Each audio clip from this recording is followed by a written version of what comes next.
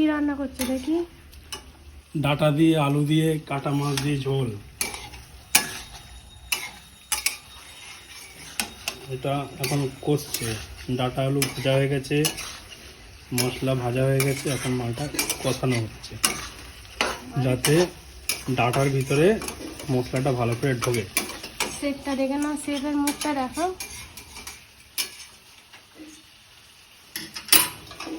এটা হলো তাজ হোটেলের শেফ। যারা যারা দেখছেন সবাই খেতে আসবেন, পরিমাণে কম কিন্তু টেস্টি বেশি। এই যে মাছ মাছ ভেজে আগে থেকে রেখে দিয়েছে। তরকারি কালারটা দেখে নাও। ভালো করে দেখাই দাদা। আমি স্নান করে আস্তে আস্তে তরকারি হয়ে গেছে। তরকারিটা আমি দেখি, তরকারি এনে পুরো ঢেলে রেডি করে রেখেছে পাতলা। শেফটাকে দেখে নাও, খেয়ে বলবো।